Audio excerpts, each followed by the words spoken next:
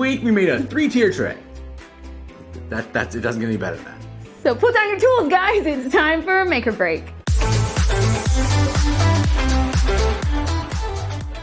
Hey guys, welcome back to Make or Break. I'm Rob. And I'm Sarah, and this week we did make a tray. Yeah. We tried something new. We did. We incorporated some pipes. Yes. For the first time. We were following a project inspired by, who was it? Jessie Thomas Design. Jessie Thomas Design. She made one that looked absolutely beautiful in the photos. So we obviously needed to try one for ourselves, but it didn't work out so great. Here's how it went. So this project started like a lot of our other projects do, with some last-minute math on our workbench.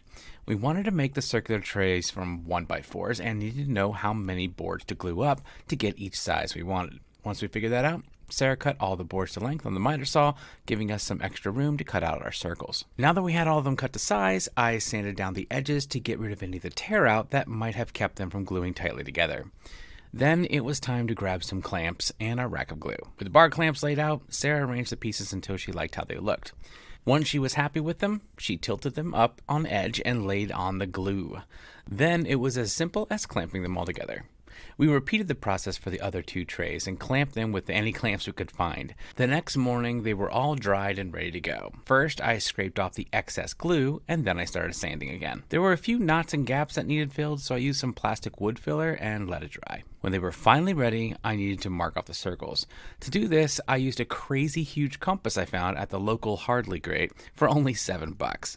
After the circles were drawn, I got out the jigsaw and slowly cut, doing my absolute best to stay right next to the line.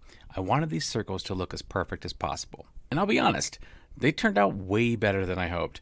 I carefully sanded all the new edges and used the sander to remove any imperfections from my cut.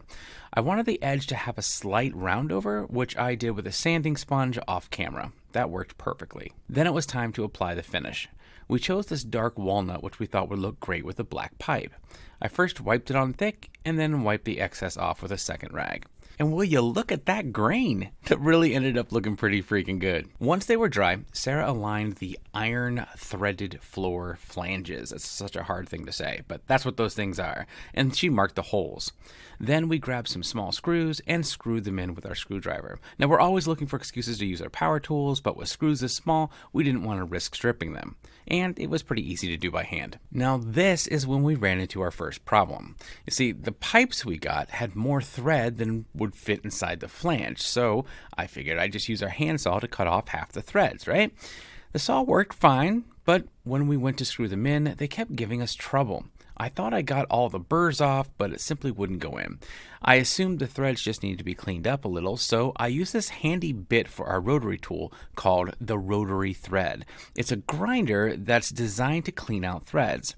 I carefully used it to clean up the threads on the pipe and even the threads in the flange. As far as I could tell, the threads were perfect, but we still couldn't get it to screw on all the way.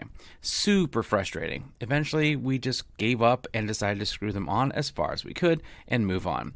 Not as pretty as we'd like, but that's what we had to do. Of course, that's when we noticed our next problem.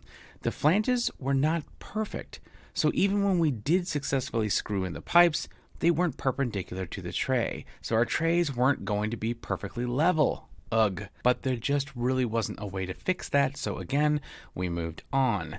Now, Sarah had a leftover pack of rubber feet, so we put 4 on the bottom to keep them from scratching any surfaces, and, well, that was that. It wasn't perfect, but it wasn't terrible either. Sarah seemed pretty pleased with it. Now we don't have any food to put on it at the moment, so we decorated it for fun, and at least it didn't fall apart.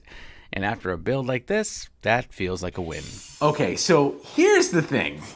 We were so frustrated trying to get ours level, and they just weren't even close. And of course, you can't just bend pipe in order to make it level. Or the wood.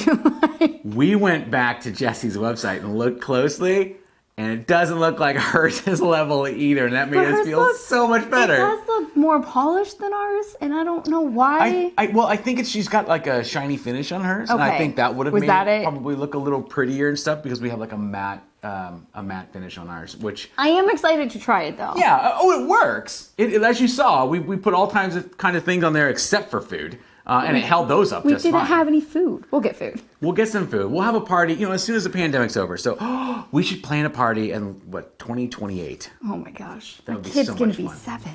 I want to thank Heart for sponsoring this episode and reminding us we can build anything we can imagine if we do it with heart. Don't forget to like and subscribe so you don't miss anything that comes out during the week. All right, guys, break's over. Let's make something.